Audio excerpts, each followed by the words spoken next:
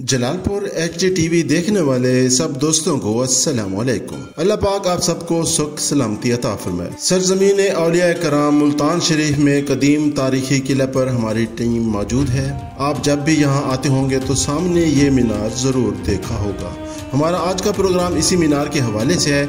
इसके लिए हमें तारीख में 176 साल पीछे जाना होगा। दोस्तों, ये मीनार वेन्स एग्न्यू मोनूमेंट है जिसे ब्रिटिश ईस्ट इंडिया कंपनी ने अपने 2 मुलाजमीन की याद में 1849 में बनवाया था। ये क्यों बनाया गया था, तो इस सवाल का जवाब हम आपको इस पूरी मुकम्मल तारीख के साथ बयान करते हैं जो कि फतेह मुल्तान से जुड़ी है। दोस्तों, ये बात है 1848 की, जब मुल्तान पर दीवान मूल राज ब्रिटिश ईस्ट इंडिया कंपनी को मालिया देकर इलाके पर हुक्मरानी कर रहा था। फतेह पंजाब के बाद अंग्रेजों ने मुख्तलिफ अजला में टैक्स के मामला तय करने के लिए अपने अफसरान को भेजना शुरू कर दिया था। तो इसी सिलसिला में मुल्तान में दीवान मूल राज को भी कहा गया था कि टैक्स का तरीकाकार अब ब्रिटिश ईस्ट इंडिया कंपनी अपने असूलों से करेगी। तो मूल राज ने उनका ये फैसला मानने से इनकार करते हुए मुस्ताफी होने का फैसला कर लिया। तो उसकी जगह लेने के लिए 2 अफसरों को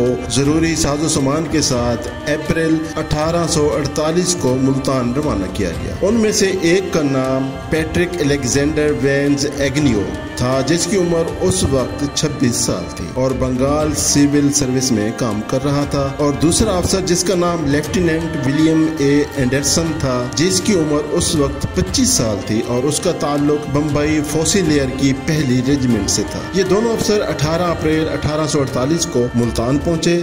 उनके साथ 1400 आदमियों में जिनमें 600 गोरखे सिपाही और 700 घोड़सवार थे, जिनमें 6 तोपों का सिख मुहाफिज दस्ता भी शामिल था। इन लोगों ने किला तक जाने से पहले ईदगाह में पड़ाव डाल दिया। यहाँ से 1 मील दूर आम खास में दीवान मूल राज मुकीम था। 18 अप्रैल 1848 के दिन ही दीवान मूल राज 2 मरतबा ईदगाह में उनसे मुलाकात करने आया और 19 अप्रैल को मुल्तान किला उनके हवाले करने का प्रोग्राम तय पा गया। 19 अप्रैल की सुबह ये दोनों अंग्रेज अफसर दीवान मूल राज के साथ मुल्तान किले पर गए, जहां पर दीवान मूल राज ने किला की चाबियां इनके हवाले की। दोनों अंग्रेज अफसरान ने किले पर अपने साथ आने वाले फौजियों को तैनात किया और वापस ईदगाह की तरफ रवाना हुए। वापसी के रास्ते पर दीवान मूल राज के सिपाही खड़े थे, जिनमें से एक सिपाही अमीर चंद ने करीब तरीन अंग्रेज अफसर पैट्रिक अलेक्जेंडर वेन्स एग्न्यू पर नेजे से हमला करके उसको घोड़े से नीचे गिरा दिया और फिर तलवार से हमला करके उसे शदीद जख्मी कर दिया। इस दौरान किले पर मौजूद दीवान मूल राज के सिपाहियों में खबर पहुंच गई कि अंग्रेजों के साथ लड़ाई हो गई है। वो सब शोर मचाते हुए इस मकाम की तरफ दौड़े और इकट्ठे हो गए। इस दौरान दीवान मूल राज इन दोनों अफसरों को निकाल कर अपने आम खास वाले घर में ले गया, जहां से इन दोनों को ईदगाह में रवाना किया गया। तो इस दौरान लेफ्टिनेंट विलियम एंडरसन पर भी दीवान मूल राज के मुहाफिज दस्ते ने हमला कर दिया।